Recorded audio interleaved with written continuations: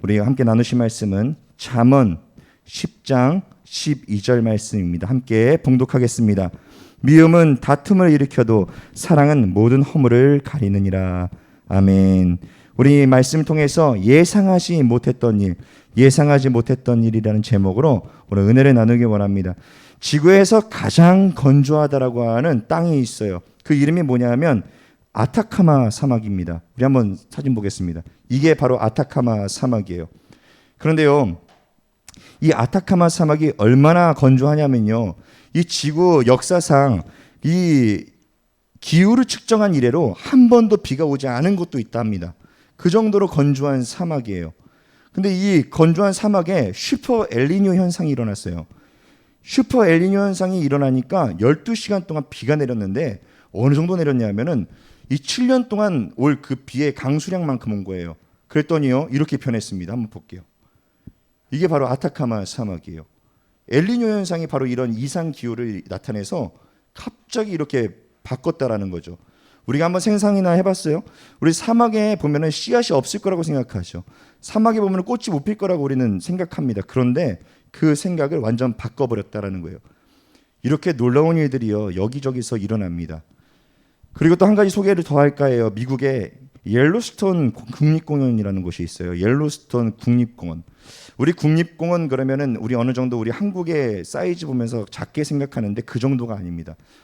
어마어마하게 커요. 그러니까 울타리가 보이지가 않아요. 왜 그렇게 지었냐 하면은 이 국립공원은요, 70년 동안 사람들이 노력한 게 있는데 뭐냐, 야생동물이 와서 서식할 수 있도록 노력한 겁니다. 그래서 여러 가지를 만들고 막 이랬어요. 70년이나 걸렸어요. 그런데 아무런 일도 일어나지 않아요. 이 국립공원에 야생동물이 와서 살질 않는 겁니다. 뭐 초식동물 정도 와서 풀을 뜯어먹고 이런 거예요. 그런데 어느 날 어떤 사람이 늑대를 거기다가 14마리를 풀어놨어요. 그랬더니 늑대를 풀어놨더니 늑대가 사슴을 사냥하기 시작해요. 사슴을 계속 잡아먹고 사슴을 사냥하다 보니까 그 수가 줄죠. 그 줄었더니 그 나머지 있던 사슴들이요, 겁에 질려서 위험하지 않은 곳으로 이주합니다. 그랬더니 그곳에요, 풀이 자라기 시작해요. 그리고 6년이 지났더니 사시나무 그리고 버드나무가요, 6년 만에 5배나 컸어요. 이전에 있었던 그 키에서 5배나 자랐다라는 거예요. 그랬더니요, 여기저기서 새가 날아 들어옵니다. 그 기적이 일어나는 거죠. 새들이요, 씨앗을 물고 오고 하다 보니까 왔다 갔다 하면서 어떤 일이 벌어지냐면 그곳에 없었던 종자들의 식물들이 자라기 시작하는 거예요. 그랬더니 또 신기한 일들이 일어나요. 그렇게 풍성해지고 나무가 풍성해지고 여러 가지의 종들이 많아지니까 멸종되었다고 했던 비버가요, 돌아왔습니다. 그리고 강둑을 만들었어요. 그리고 그랬더니 수달도 왔고요, 오리도 어류들도 막 타고 모이기 시작한 거예요. 그래서 그곳을 이제 어류들의 서식지라고 얘기할 정도로 그렇게 많이 모였다고 합니다. 이뿐만이 아니에요. 이게 사슴을 잡아먹다 보니까 사슴들이 이제 없잖아요. 그러니까 늑대들이요, 코요테를 사냥하기 시작했어요. 이 코요테를 사냥했더니 코요테의 수가 줄어들고 그리고 증가한 것들이 있는데 뭐냐면 토끼하고 쥐가 갑자기 어디선가부터 증가하기 시작했고 늘어났다라는 겁니다. 근데 토끼하고 쥐가 늘어나니까 여우도 나타났고 족제비도 나타나고 오소리도 나타나고 독수리들도 야생에서부터 불러들였다라는 거예요. 어디서 왔는지 몰라겠는데 너무나 많은 것들이 왔다라는 거죠.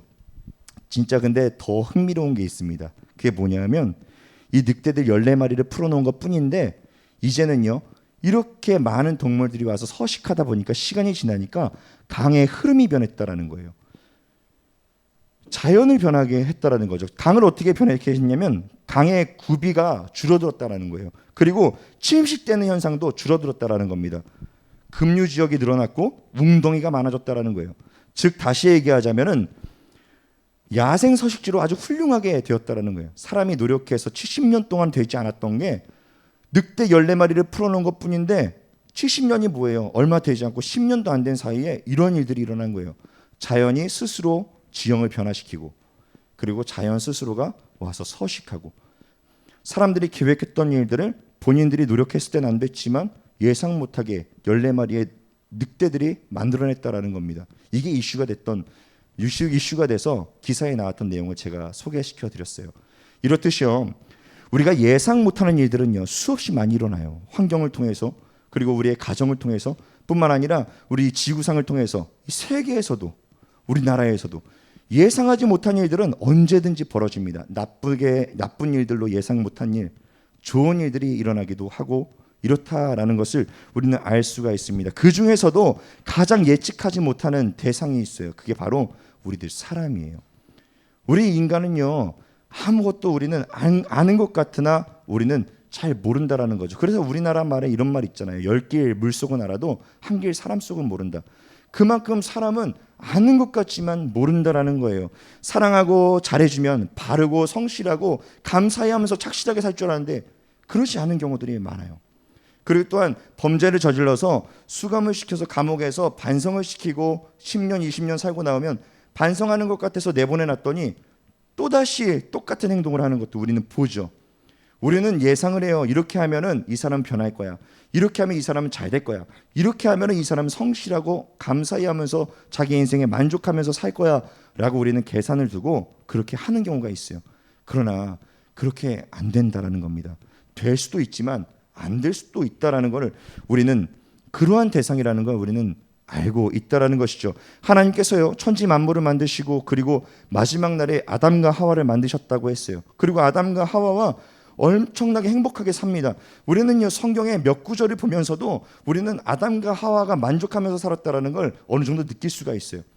아담과 하와가요 불평불만이 없이 하나님 안에서 다른 거 원하지 않고 살아가는 걸 볼 수 있습니다. 길 가다가 나무 열매 따먹고 스스로 서로가 잘 살아가고 있어요. 그러나 하나님이 금지한 게 딱 하나 있죠. 선악과 먹지 말아라. 선악과 먹으면 너희들 죽게 된다. 그러니까 먹지 마라. 너희를 위한 거야. 아담과 하와가요 선악과에 대해서 관심도 갖지 않습니다.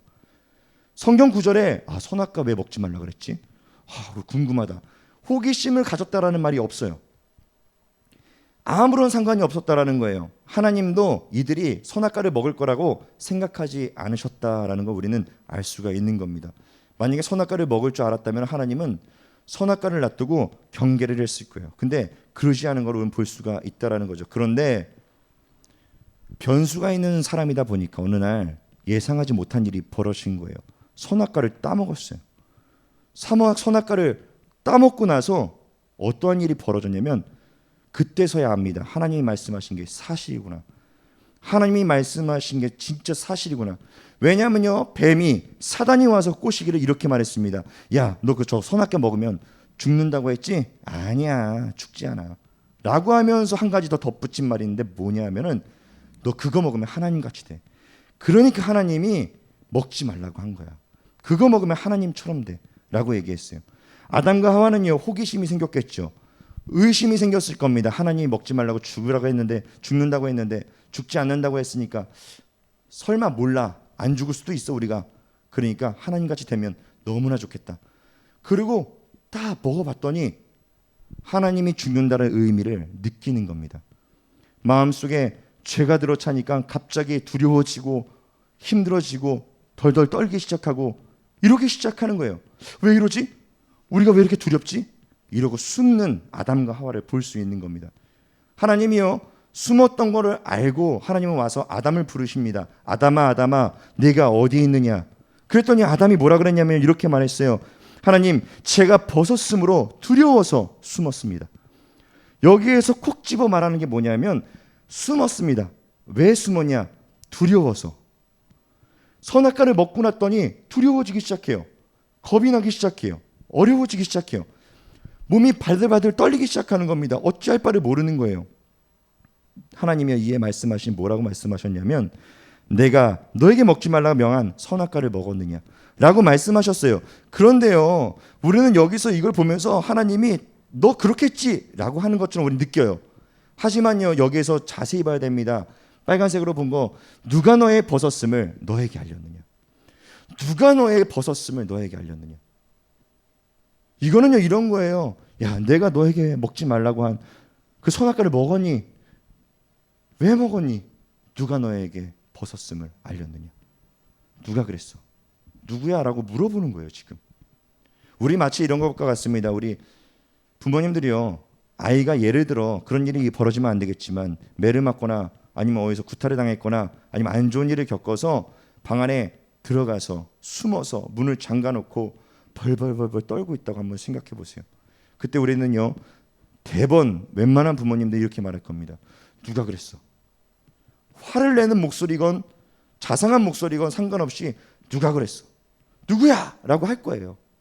근데 그 말뜻이 너 왜 그렇게 했어? 라고 하는 다그치는 게 아니라는 거예요. 누구냐는 거예요. 누가 너에게 이렇게 했어? 너를 지금 두렵게 하고 떨리게 한 대상이 누구야? 라고 하나님 묻고 계신다는 거죠. 아담과 하와에게 그거 묻고 있는 거예요. 누가 너희에게 그거 먹게 했니? 너희들 마음 가운데 죄가 가득 차고 그래서 두려워 떨고 지금 너희들을 바들바들 떨게 하고 아무것도 못하게 한 그가 누구야? 라고 지금 묻고 계신다라는 걸 기억하시기 바랍니다. 하나님께서는요, 사랑의 표현을 이렇게 하시는 거예요. 아담과 하와를 너무나 사랑하니까 너무나 안타까운 거죠.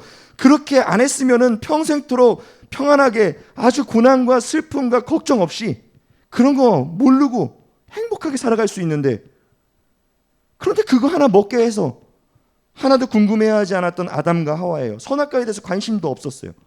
근데 그거를 의심하게 해서 그거를 먹게 한 그가 누구냐는 거죠. 하나님은요, 우리에게 그거 말씀하십니다. 왜 말씀하시냐? 우리를 속이는 대상이 있다라는 겁니다. 우리에게 하지 말라고 했는데 그거를 굳이 궁금해할 때가 있어요. 굳이 그거를 하고 싶을 때가 있어요. 우리 청소년기 때 청소년 아이들이요, 담배를 핍니다. 저도 청소년기에 담배를 잘못 접했지만 그게 왜 그러냐? 호기심이에요. 그 호기심을 왜 일어나냐? 옆에서 친구들이 피니까요. 먼저 하는 대상도 있겠지만 옆에서 누군가가 피고 있고 그거를 동조하고 있기 때문에 금방 넘어가는 겁니다. 아, 나도 한번 해보고 싶다. 저게 무슨 맛일까? 저게 뭘까? 저게 어떤 경험일까? 몇 번 접하다 보니까 어느 날부터는요, 두려워지기 시작해요. 다 겪어보셨을 거예요, 웬만한 거는. 왜냐하면 잘못했기 때문에 집에 들어갈 때 냄새 나지 않을까? 걸리지 않을까? 아, 이거 괜찮을까? 두려워지는 거예요. 그걸 보면서 부모님들은 얘기할 수 있어요. 너 담배 왜 펴? 그런데 그것 때문에 두려워 떨고 있다고 생각해 보세요. 문 걸어 잠기고 그리고 한쪽 구석에서 떨고 있어요. 야, 너 왜 그러고 있니? 내가 담배를 폈는데 담배를 펴가지고 두려워서 엄마 아빠한테 혼날까 봐. 그러면 우린 대번에 그렇게 얘기할 거예요. 너 담배 가르쳐준 사람 누구야? 누가 그랬어? 라고 얘기한다라는 거죠. 아이들은요, 혼나는 기분으로 느낄 수 있어요. 하지만 부모님은요, 그거 안 했으면은 너가 이렇게 떨 필요가 없는데, 두려워할 필요가 없는데, 괜찮은 건데 누가 그랬니? 라고 얘기한다라는 것이죠. 그리고 하나님은요, 하나님의 사랑을 노골적으로 또 이렇게 표현합니다. 이들이 벗었음에 두려워서 떤다라고 얘기하고 있어요. 두려워서 숨었다라고. 하나님은요, 그렇기 때문에 아담과 하와에게 가죽옷을 지어서 입혀주시는 걸 볼 수가 있어요. 하나님은요, 우리를 안아주고 사랑하고 감싸주는 분이시지 절대로 너 이렇게 했으니까 너 이제는 이러한 책임을 지어야 돼 라고 그렇게 벌 주기를 기뻐하시는 분이 아니라는 걸 기억하시길 바랍니다. 하루는 그렇기 때문에 잠언서 10장 12절에는 이렇게 말씀해요. 미움은 다툼을 일으켜도 사랑은 모든 허물을 가리느니라. 아멘. 사랑은요, 모든 허물을 가리는 거예요. 하나님을 닮아가는 삶으로 우리가 살아가라는 것은 이런 것도 있는 겁니다. 우리가 아무리 잘못한 대상이 있고 나를 힘들게 하고 나를 괴롭게 하는 대상이 있어도 사랑으로 덮어주라는 거예요. 잘못을 했어도 사랑으로 끝까지 덮어주라는 겁니다. 하나님이요, 성경을 통해서 많은 사람들을 통해서 우리에게 보여주고 있는 것은 벌하실 때도 있지만 거의 다 감싸주고 안아주고 그리고 품어준다라는 거예요. 그리고 하나님이 내 편 되어주셔서 누가 그랬어? 라고 우리에게 말씀하고 있다는 걸 기억하시길 바랍니다. 하루는요, 원수가 어느 주인의 밭 곡식에다가 가라지를 뿌려놨습니다. 근데요, 이 가라지가 뿌려졌다라는 거 이 주인은 몰라요. 그래서 이 곡식이 다 자라서 열매 맺을 때까지 아무것도 모릅니다. 그런데 열매가 맺어지고 가라지가 이제 발견되고 보여지기 시작하는 거예요. 밭을 갈던 농부들이, 밭을 가던 종들이 그걸 보더니 이거 누가 그랬지? 그리고 주인에게 달려옵니다. 그래서 주인에게 얘기해요. 주인이시여, 밭에 가라지가 났습니다. 분명히 우리가 좋은 씨앗을 심었는데 가라지가 어디서 난 겁니까? 이 가라지를 어떻게 할까요? 라고 얘기를 해요. 그랬더니요, 주인이 뭐라 그러냐면, 주인은요, 이미 원수가 그랬다라는 걸 눈치채요. 말하기를 이렇게 말합니다. 가만두라. 가라지를 뽑으려다가 잘 자란 곡식까지 뽑힐까 염려하노라. 둘 다 추수할 때까지 함께 자라도록 뒀다가 추수 때가 되면 추수꾼들에게 가라지는 먼저 거두어 불사르게 하고 곡식은 모아 내 곡간에 넣으라 할 것이다. 그러니까 가만두라 라고 이야기하는 거예요. 우리 이걸 보면서 어떤 생각이 드세요? 가라지를 위해서, 가라지가 잘 자라게 하기 위해서 가라지를 뽑지 않았다라고 생각이 들지 않잖아요. 그죠? 그런 것처럼 하나님께서는요, 가라지를 놔두는 이유는 그 이유예요. 곡식이 잘못될까 봐, 곡식에 영향을 줄까 봐 내버려 두신다라는 겁니다. 팔레스타인 지역은요, 이 목자들이 많다고 합니다. 양을 치는 목동들이 많다라는 거예요. 어떻게 목동들이 양떼를 치냐면은 양떼를 데리고요, 별로 풀들이 별로 없으니까 양떼를 데리고 여기저기 멀리까지 몰고 다니면서 그렇게 양을 친다라고 해요. 팔레스타인 지역에 이게 바로 특징이에요. 그런데 특이한 점이 하나가 있는데 뭐냐면, 그곳에 양떼를 칠 때는 양의 그 무리 중에 3분의 1은 염소를 같이 놔둬요. 그리고 나서 그곳을 함께 양떼를 같이 치는 걸 볼 수가 있다라는 겁니다. 그 이유가 무엇이냐면은, 목자가 초장을 찾아서 양떼를 몰고 다닐 때 험한 산도 있고 골짜기도 있고 낭떠러지도 있고 비탈길도 있고 바위들도 있다라는 거예요. 근데 양은요, 두려워한다라는 거죠. 양 겁이 많다고 합니다. 어느 정도 겁이 많냐면은 바람이 막 불 때 물을 먹는데 바람 때문에 물이 이렇게 할 때, 넘실넘실할 때 자기의 모습이 흐트러지는 걸 보면서 유령인 줄 알고 놀라야 하는 게 바로 양이라고 합니다. 이게 양의 습성이래요. 그렇기 때문에 양은요, 그런 곳을 지나가야 되는데 목자가 계속 끌고 가도 안 끌려오려고 하는 거예요. 무섭기 때문에. 막 때려도 맞는 게 차라리 낫지, 저기 가다가 죽을 것 같아서 못 간다라는 겁니다. 그런데 염소가요, 두려움이 없다고 합니다. 그래서 비탈길이나 험한 산이나 골짜기, 그 다음에 낭떠러지가 있는데도 오르락 내리락 하면서 막 놀면서 막 다닌다는 거예요. 겁이 없기 때문에. 목자도 안 가고 있는데 앞서서 막 염소들이 막 간다는 거예요. 근데 다행히도 양들이요, 쫓아하는 습성이 있다고 합니다. 두려움은 많은데 쫓아하는 습성이 있다는 거예요. 그래서 염소를 보면서 아, 저렇게 하는 거구나, 그리고 그 길을 간다는 거예요. 그리고 또 한 가지가 있습니다. 초장에 도착하면은요, 이 풀이 있잖아요. 그러면 양들은요, 풀을 뜯어 먹는데 다 자란 풀만 뜯어 먹지 않고 조그만 풀, 그 다음에 이 뿌리까지 뽑아서 다 먹어버린다라는 거예요. 이 팔레스타인 지역은요, 비가 잘 안 와요. 비가 잘 안 오고, 비가 오더라도 땅 자체가 그냥 다 흡수해버리는 땅이기 때문에 척박합니다. 그래서 그곳에서 다 뽑아 먹어버리면 풀은 그 다음에 먹을 수가 없는 거예요. 어느 정도 자란 것만 먹어야 돼요. 그걸 다 뜯어 먹어버리니까 염소를 같이 키운다는 거예요. 왜냐? 염소는요, 얌체같이 다 자란 풀만, 아주 맛있는 부분만 톡톡톡 뽑아 먹는다는 거죠. 끊어서 먹는다라는 거예요. 그걸 보고 양들은 따라하는 습성이 있기 때문에 아, 저렇게 먹는 거구나, 그리고 가서 그거를 그렇게 먹는다라는 거예요. 그런데 저녁이 되고 밤이 되면요, 잠을 자야 되잖아요. 그때는 염소와 양을 나눈다라는 거예요. 왜 그러냐? 염소는요, 털이 많고 추위를 잘 견디는데, 양은 추위를 잘 견디는데 염소는요, 추위를 못 견딘대요. 추위를 많이 탄다라는 겁니다. 이 팔레스타인 지역은 아시다시피 낮에는 엄청나게 더워요. 밤에는 영하로 떨어질 정도로 엄청나게 춥습니다. 그렇기 때문에 나눠서 재운다라는 거예요. 염소는 따뜻한 곳에서 따뜻하게 재우고, 양은 그냥 그곳에서 그냥 재운다라는 거죠. 얼마든지 견딜 수 있기 때문에. 그리고 또 한 가지가 있는데 뭐냐면은, 양은요, 자기의 암컷과만 교배합니다. 자기에게 속한 암컷, 그러니까 자기 아내하고만 교배를 한다라는 거예요. 근데 그러다가 갑자기 다른 수컷이 와서 암컷을 건드리면은 밤새도록 암컷을 지키려고 싸우다가 어느 하나는 죽는다고 해요. 그 정도로 내 암컷을 잘 지키는 게 바로 이 양이라는 거예요. 근데 염소는요, 내 암컷, 네 암컷이 없어요. 이리 갔다가 저리 갔다가 여기저기 교배하고 다니는 거예요. 그리고 내게 속한 암컷도 그냥 다른 염소에게 내어줘도 아무렇지 않다라는 거죠. 이 둘을 자게 하면은 양이요, 스트레스 받아가지고 다 죽는다라는 거예요. 밤새 지키다가 싸우다가 죽는다라는 것이죠. 그렇기 때문에 이렇게 갈라놓는다라는 거예요. 염소가 지금 보면은 우리가 볼 때 대접을 받는 것 같아요. 왜냐? 따뜻한 곳에서 자고, 그리고 잘 먹여주고 얘네들을 배려해 주는 것 같습니다. 그러나 잘 보시면 우리 알잖아요. 다 이렇게 하는 이유, 양을 돌보는 이유는, 염소를 돌보는 이유는 양 때문이라는 거예요. 양을 튼튼하게 하기 위해서, 양을 건강하게 살아가기 위해서, 양이 잘 되기를 원하기 때문에 그렇다라는 거죠. 그런 것처럼 예수님께서는요, 우리 신앙생활하는 우리들을 놔두고 양과 염소에 대해서 말씀하시는 걸 볼 수가 있어요. 양은 목자의 주님의 음성을 듣고, 그리고 양은 목자 음성에 반응하고 목자 음성에만 순종한다라고 성경은 말합니다. 그런데 염소는요, 주님의 음성을 알지 못해요. 그럴 때 반응하지 못합니다. 자기 가고 싶은 대로 가요. 아까도 얘기했다시피 위험한 길이지만 겁은 없어서 목자 앞서서, 목자가 뭐라 그래도 말 안 듣고 자기 멋대로 뛰어다니는 게 바로 염소라는 거예요. 양과 염소를 놔두고 이렇게 비유하면서 말씀하는 걸 볼 수가 있다는 겁니다.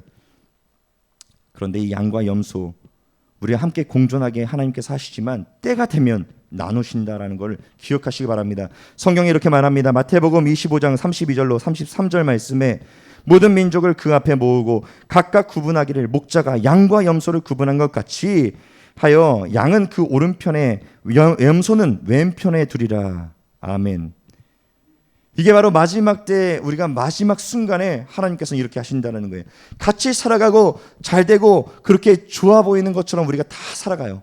그렇지만 마지막에 가서 하나님께서 나누신다는 걸 알 수가 있다는 것입니다. 그렇기 때문에 우리는요, 평안하다고, 내가 형통하다고, 내가 축복됐다고, 내가 부자로 산다고 나는 축복된 사람이구나, 나는 양이구나, 나는 하나님께 구원받는 사람이구나, 이렇게 생각하면 안 된다는 거예요. 반면에 내가 고난스럽다고, 내가 고통스럽고 이 세상 살아가는 게 너무나 힘들다고 해서 하나님은 나는 사랑하지 않는구나, 이렇게 생각해도 안 된다는 거예요. 우리가 할 수 있는 거에 대해서 말씀하시는 걸 볼 수 있어요. 양은요, 하나님의 음성, 주의 말씀을 듣고 주의 말씀에 반응하는 거고, 주의 말씀에 반응하여 순종하는 게 양의 인생입니다. 진짜 축복은요, 여기서부터 시작이에요. 이렇게 할 때 하나님께서는요, 우리 축복되게 하신다는 걸 기억하시기 바랍니다. 우리가 이렇게 살아가게 시작하면은 하나님께서는요, 어느 순간인지도 모르게 내가 축복을 받으며 내 그 안에서 행복하게 평안하게 살아가고 있는 나의 모습을 발견할 수 있다는 걸 기억하시기 바랍니다. 왜 이렇게 하시냐? 우리는요, 변수가 많기 때문에 그래요. 아담과 하와를 통해서도 봤고 이스라엘 백성들을 통해서도 봤어요. 여러 가지 인생들을 보면서도 봤습니다. 변수가 많아요. 이렇게 하면 잘할 줄 알았는데 또다시 돌아가고, 이렇게 하면 또 잘할 줄 알았는데 또다시 돌아가고, 그걸 말해주고 있는 게 바로 사사기서입니다. 죄를 범하고 있어서 하나님이 야, 너 그거 아니다 그래 사사를 보내줘서 다시 올바른 길로 오게 하고, 그리고 축복되게 했더니 다시 죄를 짓고 또 돌아가고, 그래서 사사가 또 보내줬더니 사사가 죽으면 또 다시 돌아가고, 이게 반복적으로 보여주는 게 바로 사사기서라는 걸 우리가 알 수가 있어요. 하나님은 이런 변수가 있다는 걸, 우리가 변수가 있다는 걸 하나님은 아세요. 그렇기 때문에 우리 옆에 염소를 놔두시기도 하고 우리 옆에 가라지를 함께 자라기도 한다는 걸 기억하시기 바랍니다. 그렇기 때문에 우리는요, 주님의 음성을 잘 듣고 가면은 우리는 형통할 수 있다는 걸 기억하셔야 돼요. 그러나 그러지 못하면요, 우여곡절을 겪을 수밖에 없는 것입니다. 그다음에 이 시간에 모두가, 우리 순복음 놀라운 교회 성도님들 뿐만 아니라 우리가 아는 주변 사람들까지 모두 다가 하나님의 말씀에 순종하고 하나님의 말씀 듣고 반응하면서 축복된 인생들 다 되시기를 주님의 이름으로 축원합니다.